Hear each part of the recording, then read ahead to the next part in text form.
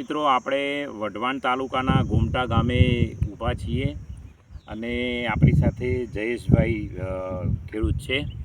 હવે જયેશભાઈ, તમે હાલ ક્યાં રહો છો? હું અમદાવાદ સાયન્સ સિટીમાં રહું છું. બરાબર છે. આપ ત્યાં શું કરો છો? આમ પહેલાં હું જોબ કરતો હતો અને રિટાયર થઈ ગયો છું. બરાબર.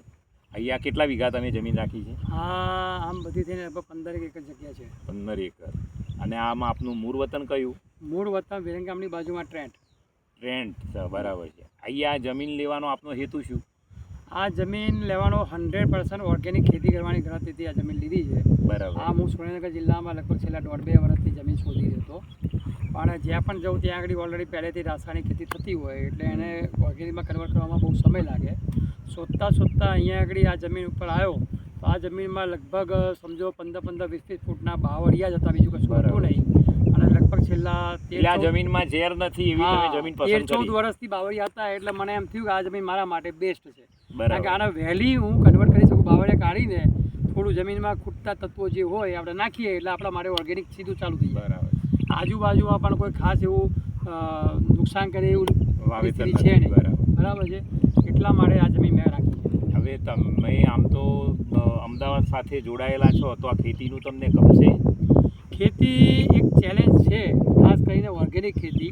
બરાબર. અને મારા પ્રકૃતિમાં એવું છે કે મને ચેલેન્જ લેવાની ગમે છે. અને આ જમીનમાં થશે કે નહીં થાય એ પ્રશ્ન જ નથી કરવાનો. આની અંદર મલ્ટિપલ ક્રોપ કરવા છે.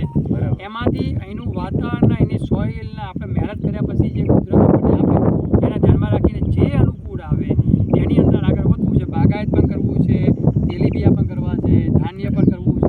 અહીં તમારા જમાઈ પણ કામ કરે છે. એ શું કરે છે? એ બેંગ્લોરમાં આઈટી એન્જિનિયર છે. સ્ટાન્ડર્ડ ચાર્ટર્ડ બેંકની અંદર છે. શું વાત? સારું પેકેજ છે. બરાબર. લગભગ 50 લાખનું પેકેજ છે. છતાં એમને ખેતીની ઈચ્છા છે કે આવતા 2-5 વર્ષમાં જોબ છોડીને એ ખેતી કરવાનો પ્લાન છે.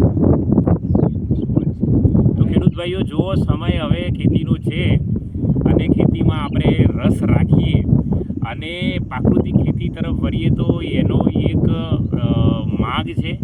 અને સમજીને કન્સેપ્ટ સાથે પ્રાકૃતિક ખેતી કરીશું તો આપણો વ્યવસાય છે એ ખૂબ નફાકારક રહેશે. અસ્તુ ભારત માતા કી જય. આવતી પેઢીને પણ ખૂબ ફાયદો જ થવાનો છે. કારણ કે સમય જે પ્રમાણે થઈ રહ્યો છે, નોકરીઓમાં બધી જગ્યાએ અત્યારે AI જે રીતે આવી રહ્યું છે, આર્ટિફિશિયલ ઇન્ટેલિજન્સ, નોકરીઓ ઓછી થવાની છે અને ખેતી વધવાની છે. કારણ કે ખેતીમાં વસ્તી વધે એ પ્રમાણે ડિમાન્ડ વધવાની છે.